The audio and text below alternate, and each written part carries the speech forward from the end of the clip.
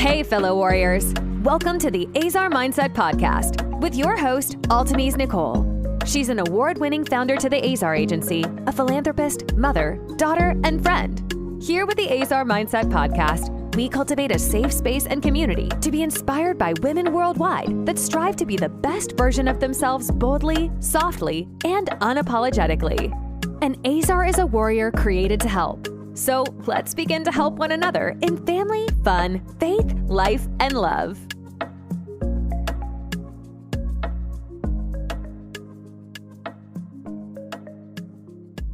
Hello, and thank you for joining into yet another episode of the Ezer Mindset Podcast.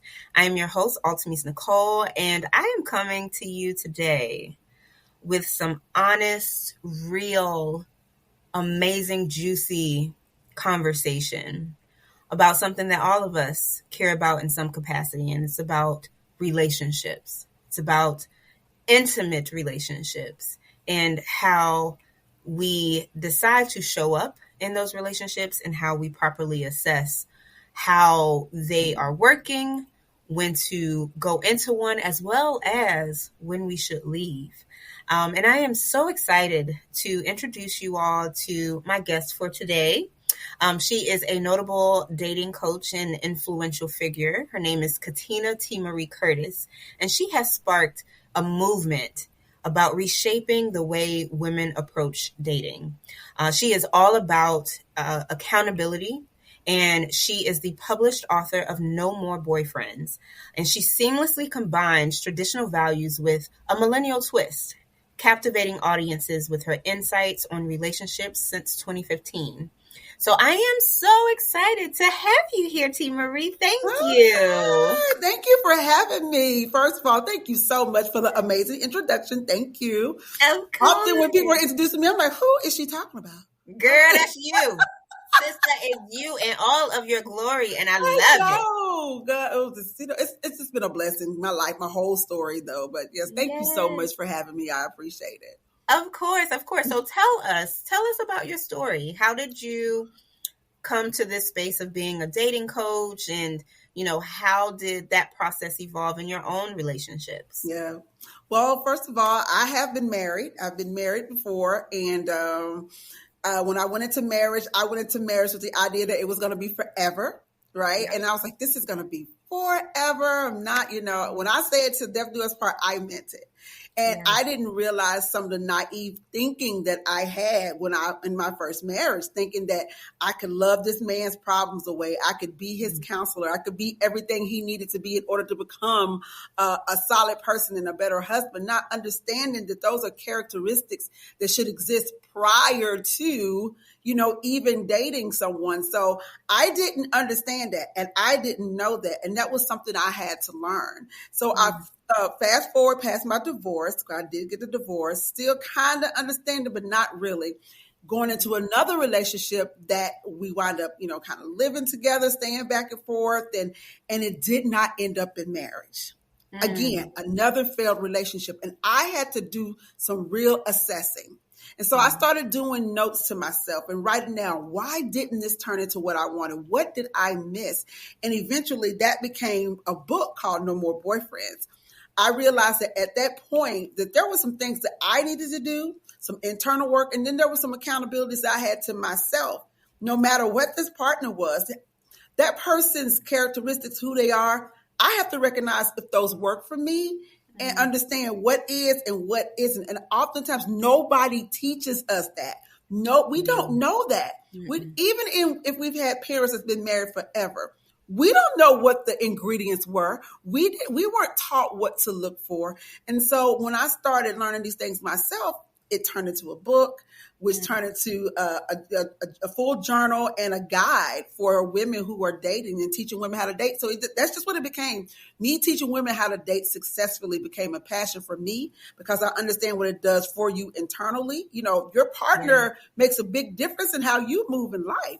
It affects your health, your wealth, and all of that. So it just became important for me to teach people what I had learned, especially women. So that's how we came. That's how we got here.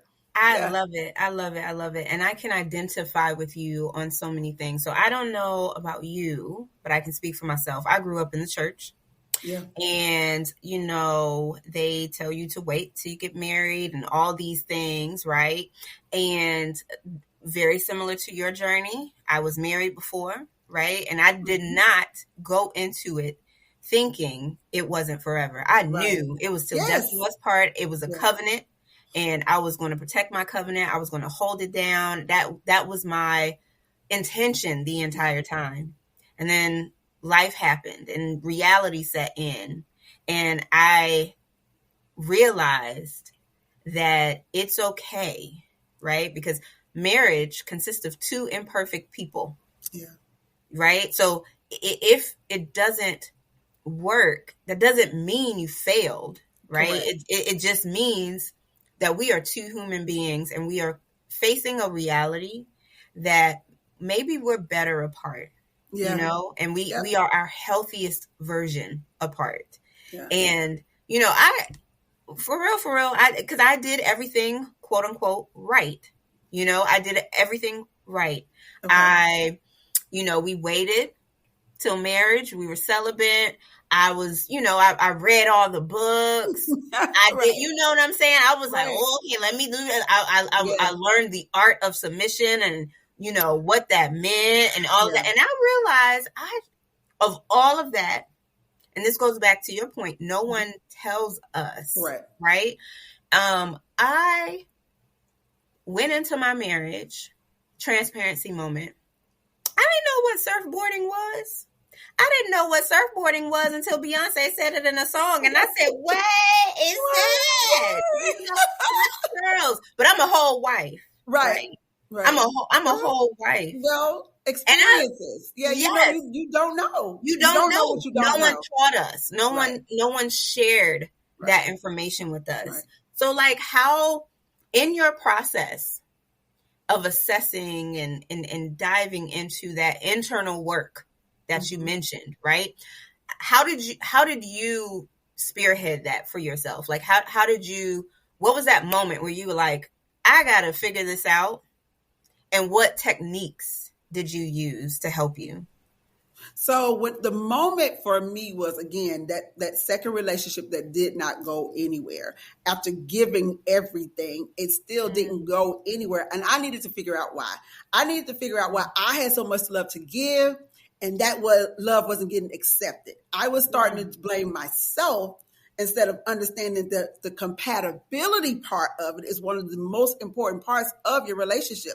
That compatibility part is how you think spiritually, how you think sexually, how you think physically, what you do, your activities. Are you indoors? Are you outdoors? What does our future look like? Like those conversations that we do not have because we think that love is what we're supposed to be getting married from, and it's not. We do not marry because we are in love. We love all kinds of stuff, but we got to understand that love is a covering. And it's a covering after you found out who this person is. Can you trust them? Their accountability, all the things that you need to know about them. And then you put love on top. It's the frosting on the cake. The ingredients on the cake is what make the cake, but the frosting on the cake is love. That's what covers it. That's what gives it its sweetness. That's what gives it full flavor. And so what we haven't done is did that work and do the ingredients and found out, how much pinch of salt goes here and there? You know what I'm saying? So we nobody teaches us that because we've been so conditioned that love is what matters. And unfortunately, ladies and gentlemen, love has nothing to do, unfortunately, with a lasting relationship. And I know that breaks a lot of people's heart, but love is just the covering. And so I had to learn that to understand that, love is what you need for sure. But oftentimes we put love in places where it doesn't belong and it becomes a crutch for us. And we'll stay because of love, and we'll coexist because of love, and we'll give and pour out because we put love in a place that it didn't belong to or who it didn't belong to. So I had to get that. I had to understand that. And when I started realizing that I want something solid, I want to feel good.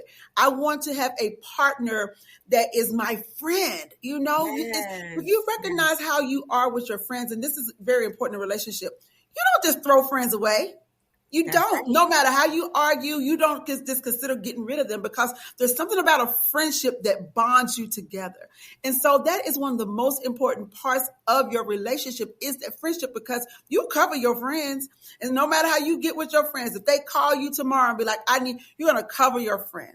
That's so you have to create that in your relationships. And that's such the biggest foundation outside your spirituality and those characteristics, that friendship.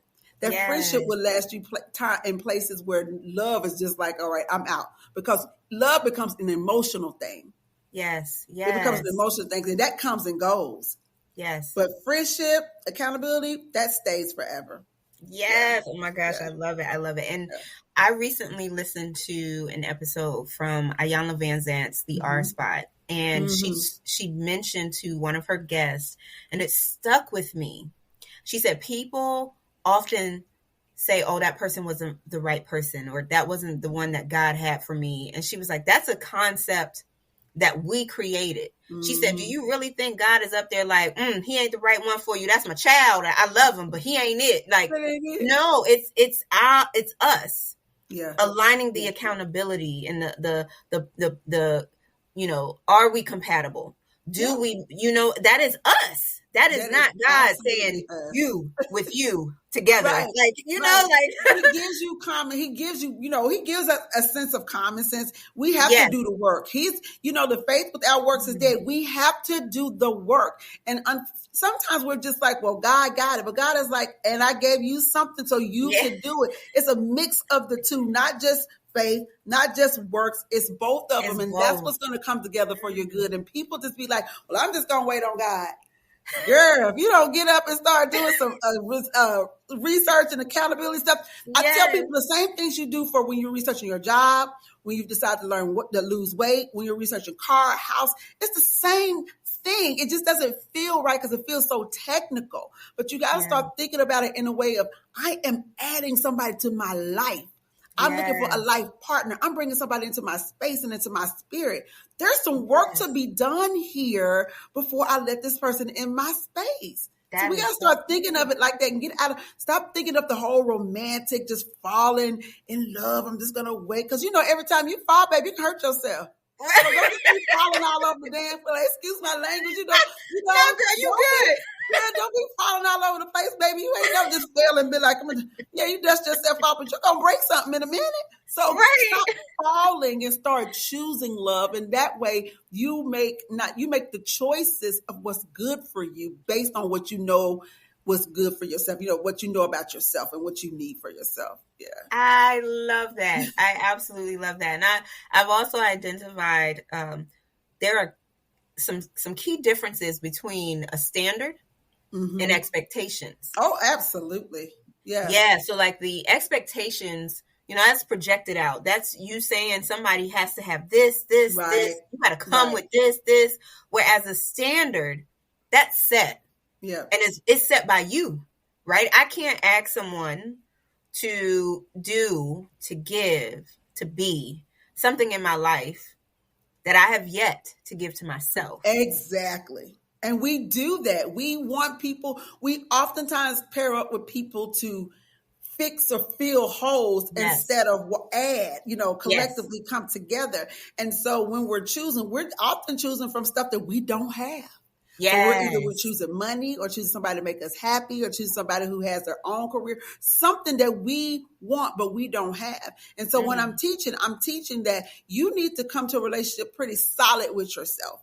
Your financials need to be good. Your emotionals, you need to be set. Your career, whatever it is you want to do, you need to know where you're headed. You need to come in not needing things, right? Not to say that a person can't come and make you better because they should. They should enhance you in all areas of your life. But you can't expect them to come in to fix and plug those holes, because this is what happens. If they plug those holes, when they leave, those holes are left open. And what happens is you'll stay longer because you don't have what it takes to fill those holes. And so you'll accept things that you don't want just to keep those holes filled. But when you are solid in who you are and that person come in and add and that don't work, you like, well, I'm still good. So yeah, I'm going to see you. Okay. We just going to go on and let this do what it do. No hard feelings. I'm good. You good. I'm going on to the next, so we got to come in pretty solid. And oftentimes we're not. And when I say that, people think I'm thinking you have to be perfect. No. That's not what I'm saying. You have to be solid. You have to know you're good. Not that you're perfect in every area, that you have everything, but you have to be in a place where you're good with yourself. Yes. And if you're not, then you're not ready to do a relationship. Yes, yes. And, what would you encourage a woman to do if she's, she identifies that she needs the help. She needs to start doing the work. She just don't know where to start. It's a little overwhelming. It's, that means she got to open up some wounds that she may not want to, may hurt a little bit. What would you tell her in terms of like starting that process and that journey? To journal. The first thing you need to do is, writing down something is different than thinking something. If you think about it, once you move away from it, that thought is gone. But once you write it down and you look at it, you can be like, this is not a good trait. This is not good. Write down how you feel. Like, honestly, how you feel. Write down the things you don't like about yourself, right? And then write down the things you do love about yourself. I'm good because I do think people should go to coaching and counseling. Everybody can't necessarily afford that. So there is some self-work and self-reflection you could do. But again, that starts with my favorite word, accountability, and being intentional. So when you do this, you have to know I'm doing some work. Some of this is going to be raw. This is going to hurt. Some of this is not going to be what I want to see, but it's actually something I have to face. I got to face the reality that in every relationship that I've been in, that I'm the common denominator. So let me look at me and see what's going on with me and see if there's things I need to adjust and change, where did this come from? What type of relationships did I see? What do I think about relationships? How do I feel about the opposite sex? So who I'm dating? These are things you need to actually read, look at, write down, and read. When you read it and say it out loud, you might be like, oh, yeah, that's not good. That's not good. So start writing these things down, journaling. And like I said, those 3 questions. What don't you like about you? What do you like about you? And what type of relationships have you seen? What are your examples, And be looking like, yeah, I got some work to do. And be okay with knowing. Just because you have work to do, there's nothing wrong with you. We all got work to do. We can't get better unless we've gone through what we've gone through. You know what I'm saying? Nobody is walking this line perfectly at all. But be willing to do the work. Yes. And this is hard. By yourself. Yes. Not dating. Say it again. Not hanging. I know we want that companionship, baby. That is hard, But just by yourself, set aside anywhere from 30 to 90 days, whatever that is, to do your work without being engaging in a relationship type of stuff. And you will see how those changes will come to pass for you. Eating habits, exercise, meditation, internalizing and loving you, as cliche as it may seem, it really is like the standard and the start for having a successful relationship. It certainly is. It certainly is. And I love that you talked about like the importance of journaling and just really being true to yourself. One of the things that really helped me was something called shadow work. And it's where you essentially allow yourself to tap into like the root of your wounds, of your trauma wounds. Right. And oftentimes it's connected to your childhood and why you do the things that you do and all of that. And it was absolutely life-changing. It was absolutely life-changing. Yeah. And that healing process is so beautiful. And I want to bring up a conversation or a podcast, an episode that I'm sure you have seen and millions of people have seen. And it was of Derek Jackson's wife, the former relationship coach that told men how they should do all these things and women should do all these things. And then he got caught up, in a lot of infidelity and was holding his wife's hand on a video acknowledging I am not standing up to all the things that I am telling y'all to do. Right. And she supported him. She was there. Right. Fast forward to a few months ago, and this beautiful Black woman, she shared her truth. Yeah. She shared her truth. And it seemed as if she did her work, or she's doing her work. You know what I mean? Like she's doing her work. Right.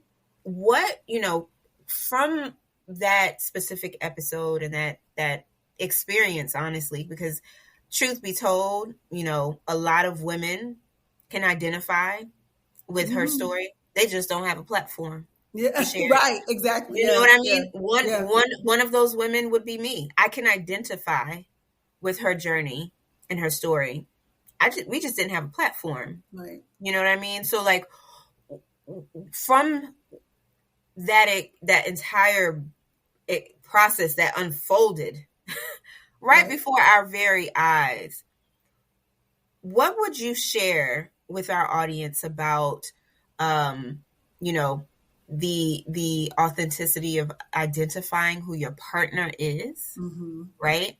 And we can't control. We cannot control the other person. We can't control what they do. We can't control their broken places when they choose to heal, when they choose not to, right? How do we navigate through that? Because we can come in the relationship healed. We can come in the relationship doing our work. But what happens when life happens and life hits? The first thing with that is, I don't know. I don't even know which direction I want to go first. Got a couple of ways I definitely want to go with it. Oftentimes we get in relationships, especially when it's from church, with this idea of, again, love and God is enough. And not only love and God being enough, we also get into it with covering our partner's mishaps with our hurt, which means we supposed to, as women, suffer through, because that's what we're supposed to do. And we are taught that often in church.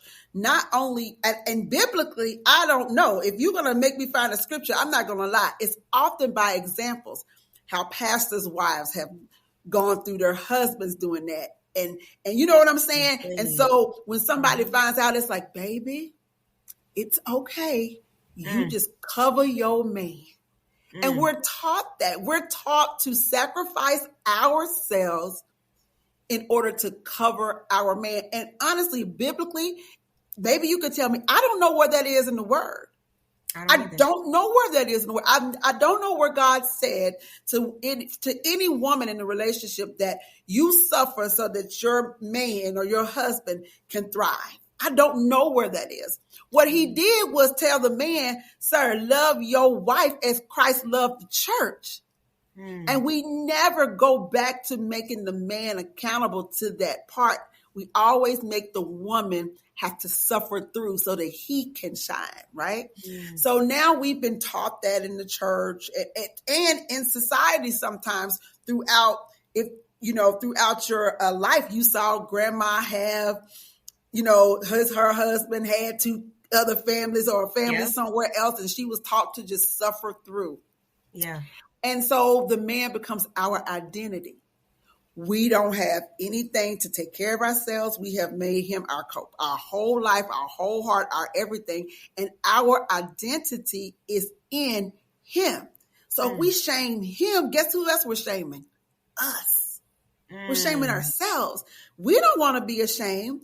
And then we don't want to be questioned why we stayed in such a place for so long and have to explain that to the world. So we will sit and ride it out until it has absolutely depleted us to the point that we can't ride it out anymore. That's right. And then there's nothing you can grasp at that point but God. You're just like, God, I have nothing left. What do I do?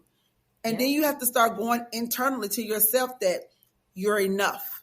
Going to get those words. You deserve better. The instructions to your husband, he did not follow. You were supposed to be in a better place. You do not have to suffer through this just because. And so we have to get to that place of depletion oftentimes before we get up, and start walking and talking and trying to get ourselves together. And it's so unfortunate that we are taught through not only church, but generations of neglect in those marriages that's what we're supposed to do. Yeah. So now that we're starting to learn that we no longer have to do it, it's almost a double standard there too. Oh, now you don't need a man and you can do this on your own and you can do that. No, but I can be happy. I can be okay. And I can desire a man who's going to take care of me. And therefore I will take care of myself until he shows up. My identity is not in him. My survival is not in him. And remember, oftentimes back then, my identity was in my husband or my spouse, my financial situation, everything I had was in this man. So even if I wanted to leave, I couldn't. I had kids, I had family, I had whatever I had, I could not leave this situation. We're not there anymore. Women are doing everything for themselves. Whatever they need to do, they can do it. And so now we're getting to the point where I'm no longer just staying because I need him to take care of me. And I have my own identity. And I think that's where we need to stay and to start is with our own identity, understanding who we are, what we deserve, that we deserve it. And God says so. If we're being biblical, he said it's to be so. If your husband or mate don't love you, if you're a believer, like Christ loved the church, then guess what? That is not your husband. Yep. It's not your mate. Yep. It's not him. Oh, yes. And I want to go back to a point that you made that is so accurate and so profound, and a lot of people glaze over it. Just because a woman is single and she's taking care of the bills and doing all these things, that does not mean that she doesn't desire someone in her life that's willing to take care of her and willing to nurture her so she can just be. So she can be in that feminine energy of just that space of nurturing and all it. She doesn't have to be, I can do it by myself. I don't need no man. I think that's something that in our generation, especially in this era right now, where women can, and we're doing it, right? And it comes off as if like men see it as like, oh, you don't need me. You got all the, and I just want it to be clear, right? I want it to be clear that what she's saying is that we can have it all and still desire to be loved right. We do desire to. We as women desire to be loved. We desire to be led. We desire to be protected. We desire to be provided for. We desire those things. Yes. But just because we haven't found a person that's doing that doesn't mean that we have to wait for this person or sacrifice what we need to get just anybody to give us those things. We are now in a place that we can get those things on our own. And it's not because we don't want a man. And it's not because we don't want a partner. It's because we still have to live. Are we not supposed to eat? Are we not supposed to have the desires of our heart? Are we not supposed to have a house? Are we not supposed to have a car? Are we not supposed to build our bank account? Are we not supposed to feed our kids? Are we not supposed to clothe ourselves? Are we not supposed to give ourselves the things that we deserve because somebody's not there to give it to us? We're supposed to be self-sufficient, and you have to be to live and survive. So when a man comes to me or to you or to any woman that's self-sufficient, you can't come with your ego. Matter of fact, my self-sufficient don't have nothing to do with you. My self-sufficient has everything to do with making sure that I'm good. I don't know when you coming, if you coming, who is coming, I don't know all of that. And in that, I don't have to wait to get the desires of my heart and the desires that I would like to have until you get here. Okay? It's here till you get here. Listen, right. So when you get here, back to the standard versus the expectation. Right. It's here when you get here. So when you get here, ask me or find out, what can I do for you? Because guess what? Just because I was providing doesn't mean I don't want you to come provide. I want you to protect me too. Because I have to protect myself don't mean I don't want you to come in and protect us. Like, Listen. I want those things. So the same things that I desired before I had everything, it's often the same things I desire when I have everything. We want that stuff off our plate so that we can be emptied out enough to be able to make sure everything is good, including you. So, sir, when you come in and you take those things off our plate, we are open to give you everything your heart desires as a wife or mate as well. So you're doing yourself a service when you come, let me take this off your plate, let me take this off your plate, and let me take this off your plate. And now I can be like, now let me put this on your plate and help you get this and put this on your plate. Let me feed you, sir, because you came and took all this off of me. Yes. And that's what it is, because we are so loaded down with everyday responsibilities, everyday life stuff. You know, we're loaded down with that. So when a man come in and doesn't offer or want to do anything, now we got to add you to a responsibility. And you're not doing nothing? No, that's not what we're doing here, sir. We're not doing that. We're not doing that. And so when we recognize that you're coming to add as a burden, we're like, no, I'm good. I'm good on that. I'm good. And so men get offended because now we're not accepting the nonsense that you're bringing to the world, or you're accepting what you're not bringing. We're just not doing that anymore, and that can become very intimidating, very upsetting, and very revealing to a man, actually about who he is, not about who we aren't, but about who he is. And so that can be upsetting to a person who's a man who's not really sure what they actually have to offer. It's not our fault, and we can't take that burden, and we're not doing that. We're not doing that. I love it. Oh, yeah. I love it. I love it. I love it. Yes. Yes to all of that. And I'm also thinking about how, you know, we come into relationships, you know, healed, wanting to be healed, healing, right? And going through the process of like, okay, I want to build and I want to cultivate. And to your point, relationships, even friendships, they go through things. Yeah. When is it, how can we identify when, okay, this is just something we going through and we're going to work through it and we're going to build and heal through it versus, oh, you're taking advantage of my love. This is a toxic relationship. And if I don't leave, you will continue to repeat this pattern. Yeah. How do we discern the difference between I got to stick this through and we're going to get through this versus no, this is not healthy? It's actually pretty simple. It's accountability. It's accountability. And let me tell you where I'm talking about with that. When somebody knows, or when you let somebody know that they've hurt you or something is bothering you or whatever, the accountability is for that person to acknowledge, wow, I didn't understand that, right? That's the first part. So let's have the conversation. So first part is going to be, are they willing to accept accountability and listen and be like, let's talk about what it is. If they're not willing to listen, then that's the flag right there. If it's excuses, if it's me telling you why I can't do it or what I've been through and why, then those are the flags. Those are the things you gotta be like, well, wait a minute, because you're not even trying. Like we've had the conversation, you're not even trying. Okay. So then let's talk about the part where, okay, we're having this accountability conversation. We're talking and now you know what it is that's hurt me, or now I know what it is that's hurt you. Right. And then that behavior does not change. If the behavior does not change, which means if there's not that it's going to be tomorrow and not that it's going to be immediate, but there's going to be some steps and some things that they recognize, like, you know what? I need to adjust this so I can do this because I don't want to hurt her. If the behavior doesn't change, if there's no adjustment, then that's when you know it's time to roll. It's time to go, because the accountability of a person is where you get trust from, right? You can trust somebody who's accountable. Like, you know what? I was wrong right there. Right. I probably could have did that better. Let's talk about what you would need from me in order for those things to be better. That's when you recognize what you can and cannot get through. Even in cheating, because cheating is not always the end all be all, despite what some women or men say. It's not always the end all be all. It's really not. Right. But it's the accountability of saying, you know what? I messed up.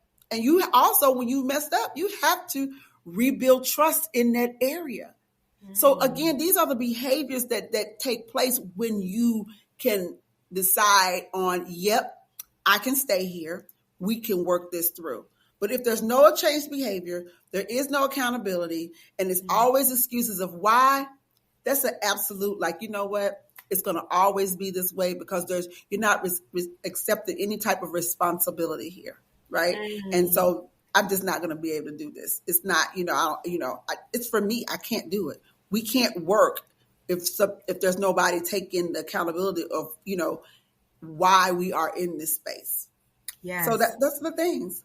Yes, I love it. I love it. I love it. And I think too, being honest with ourselves, right? Because sometimes I feel like we will say, yeah, we'll work through this. Like I forgive you for it. Right. And we'll move past it. Right. But are you, Right. Are you capable? Are you capable? And are you capable? Yeah. It's okay. Because there are such thing as non-negotiables. There are such thing as, this is a deal breaker for me. It's a deal breaker. It's okay to acknowledge, but I think it's also, we got to be honest with ourselves in that process of saying, this isn't working. And no, that was a deal breaker for me.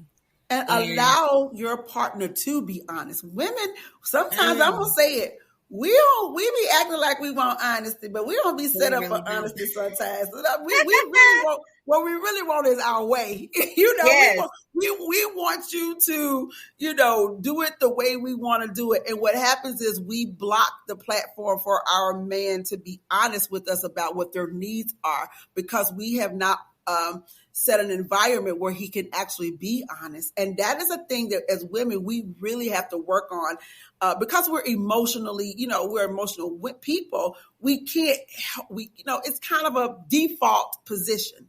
Right. But sometimes you can't default to stuff. You have to do the work. And in order to get what you need, you have to allow a platform, an environment for your man to tell you exactly what he's capable of, what he's not capable of, who he actually is, what he can actually do. And then you have to make a decision on if you can live with the truth that he gave you. If you make a decision that you can live with the truth that he gave you, then once you start seeing those things come to pass, you really don't get to go revisit like, hey, I thought that was going to change when he told you that this is who he is and it can't change, right?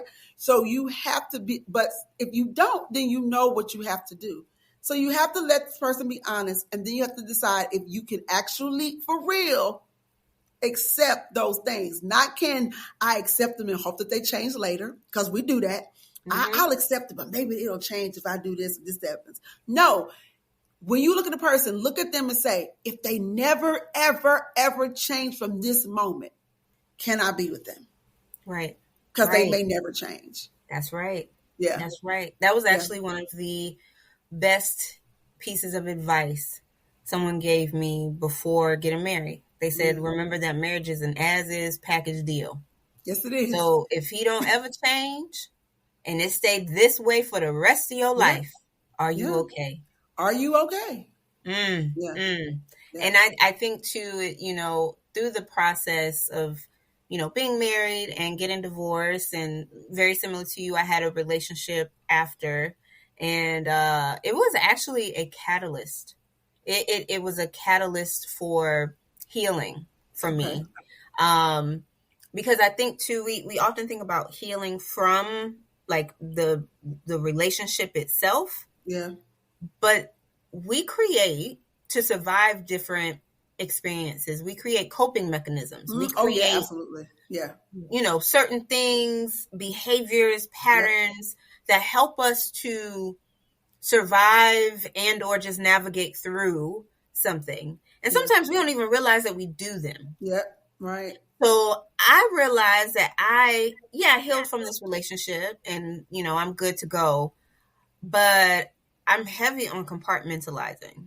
I'm also not good at PDA no more because I have learned for years that, we hug for a little bit and you go on your way, I go on my way. Yeah, you know what I'm saying? So so I have created coping mechanisms that have allowed me to be able to stay in a situation as long as I did. Yeah. But now that I'm out and I'm able to cultivate a new relationship, those coping mechanisms may not be the healthiest. Correct.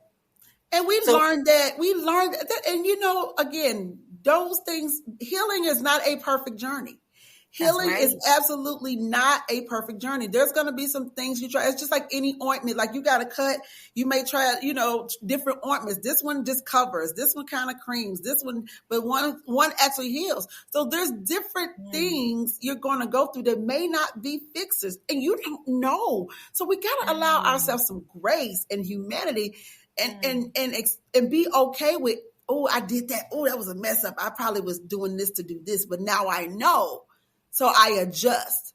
So we can't make people thinking that our healing journey is perfect either, and allow ourselves some grace. We are human. We are learning and still in process. We still don't know. That's why we have therapists. That's why we have research. That's why we have these things. And this is why God put people in place to be able to help you get through certain things. And so we cannot believe that our healing journey is a straight journey, because it's not. There are going to be some detours, some ups and downs. There's going to be a whole lot of mistakes, some potholes, some tire busting. It's going to be a lot of that. You're going to get that because you don't know the journey. But you can get there if you keep going and keep trying and keep realizing and keep going to therapy. And, you can get there. And even when you get there, it's like addiction. You still have to keep practicing. I know that's right. You still have to keep practicing. You still have to go back and revisit something that made, you caught an attitude right here or something triggered you. You just have to go back and revisit. So it's a thing that you will have to continue to do in order to be okay. And that is okay. It is okay. You're going to have some hiccups. You're going to, but that is okay. That is okay.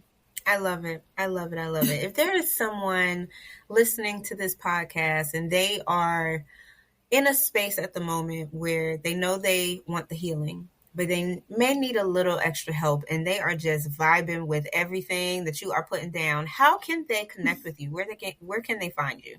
Well, my website is katrinamarie.net. I do offer my coaching services there. I do have free consultation for the summer, because summertime is usually the time we getting ready to get into cuffing season or whatever. So I offer free consultations for the summer, free 15-minute consultation that will allow you to get ready to set up and see what you need. So that's katrinamarie.net. I'm on all social media platforms, of course, too. If you can DM me on Instagram on Katrina T'Marie, or inbox me on Facebook on Katrina T'Marie Curtis, and you can hit me up there. But we definitely can set up sessions. We can do Zoom sessions, in-person sessions. If you want to start off I love in-person sessions, but I understand scheduling, because I like to be able to look at you, hold your hand, talk to you, or whatever. But Zoom sessions are absolutely fine. Just absolutely fine. So you definitely can get there and come sign up, and let's have this conversation, because I truly believe that we all need someone to talk it through. Even if sometimes you wind up with your own solution, sometimes if you can get there and talk it through. I'm here to coach you. I'm here to help you find what's internally inside of you, or what you possess that makes you successful in getting out there playing the game and winning. That's what I do. So we're gonna identify those things and find out who am I? What do I possess? What I need, and then what team I need to play on. You can't play on every team. You know what I'm saying? Right. So what does my teammate need to have? What does my team need to look like in order for us to be successful and win at this game of love? I love it. I love it. Well, T'Marie, thank you so much for joining me. This was so good. So good. So good. So again, please connect with T'Marie on all socials and her website. And remember that your healing process is a journey. It's not, you will not completely heal, never have to deal with it again. So give yourself grace. Give yourself grace through it. And I look forward to seeing you on the next episode. All right. Thanks for joining. Thank you. Thank you so much for having me. Oh, you are so welcome. All right. Okay. Until next time. Bye. We hope you enjoyed this podcast episode of the Ezer Mindset Podcast. Be sure to subscribe to stay connected and in the know of all upcoming inspiring conversations with Altimese Nicole and inspiring women from all around the world. Until next time, Stay soft and fearless, Queen.